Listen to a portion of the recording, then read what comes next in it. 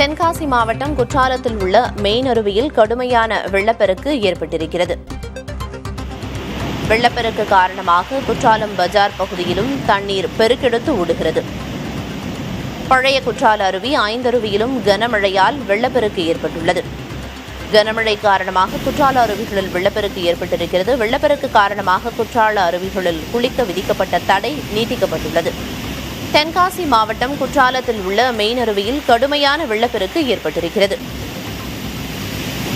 வெள்ளப்பெருக்கு ஏற்பட்டதன் காரணமாக குற்றாலம் பஜார் பகுதியிலும் தண்ணீர் பெருக்கெடுத்து ஓடுகிறது. பழைய குற்றால அருவி, ஐந்தருவியிலும் கனமழையால் வெள்ளப்பெருக்கு ஏற்பட்டிருக்கிறது.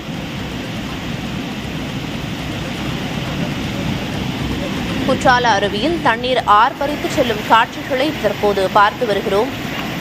குற்றாலம் பஜார் பகுதியில் வெள்ள நீர் பாய்ந்தோடி வரும் காட்சிகளையும் நாம் தற்போது திரையில் பார்த்து வருகிறோம். ஒருபுறம் குற்றால அருவியில் தண்ணீர் ஆர்ப்பரித்து கொட்டுகிறது, மறுபுறம் பஜார் பகுதியில் வெள்ள நீர் உட்புகுந்திருக்கிறது.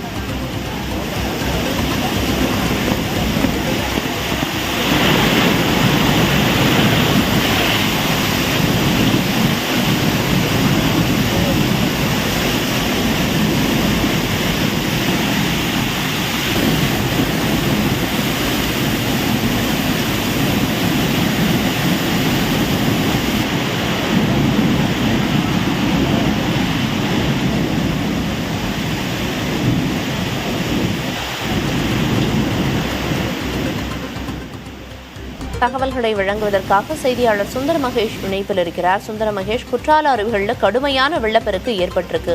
குறிப்பா பஜார் பகுதியிலையும் வெள்ள நீர் புகுந்திருக்கிறதுனால பொதுமக்கள் எந்த அளவுக்கு பாதிப்புகளை எதிர்கொள்றாங்க, அங்க என்ன நிலவரம்? பிரியதர்ஷினி, தென்காசி மாவட்டம் குற்றாலத்தில் தொடர்ந்து மழை பெய்ததன் காரணமாக, மேற்கு தொடர்ச்சி மலைப்பகுதியில் பெய்த மழையின் காரணமாகவும் தற்போதும் மழை பெய்து வருவதன் காரணமாகவும் அனைத்து அருவிகளிலுமே வெள்ளப்பெருக்கு என்பது ஏற்பட்டுள்ளது. குற்றாலம் பிரதான அருவியை பொறுத்தவரை முழுவதுமாக அருவி முழுவதும் புகை மூட்டமாக காட்சி அளிக்கக்கூடிய காட்சியில் நேற்று இரவு இருந்தது. அதன் மூலம் அந்த பகுதியில் இரண்டாவது பாலத்து வரை தண்ணீர் வந்ததன் காரணமாக தண்ணீரினுடைய அளவு குற்றாலத்தில் வெள்ளப்பெருக்காக ஓடி பஜார் பகுதி முழுவதுமாக குற்றாலத்தில் முழுவதுமாக நிரம்பி வழிந்தது. ஆறு போல் தண்ணீர் ஓடியதன் காரணமாக அந்த பகுதியில் வந்திருந்த ஐயப்ப பக்தர்கள் வியாபாரம் பாதிக்கப்பட்டது. இந்த சூழ்நிலையில் தற்போதும் அதே வெள்ளப்பெருக்கு என்பது நீடித்து வருகிறது.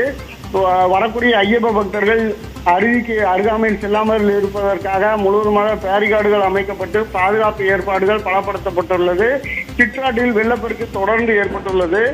இந்த சூழ்நிலையில் பஜார் பகுதியில் தண்ணீருடைய அளவு என்பது காலையில் லேசாக குறைந்துள்ளது. தற்போது அந்த பகுதியிலும் பேரிகார்டுகள் அமைக்கப்பட்டு மக்கள் நுழையாதவாறு பாதுகாப்பு ஏற்பாடுகளை காவல்துறையினர் செய்து வருகின்றனர். பிரியதர்ஷினி, குற்றால அருவியில கடுமையான வெள்ளப்பெருக்கு ஏற்பட்டதற்கு காரணமாக பல்வேறு பாதிப்புகளை மக்கள் எதிர்கொண்டிருக்காங்க. தகவல்களை வழங்கியதற்கு நன்றி சுந்தர மகேஷ்.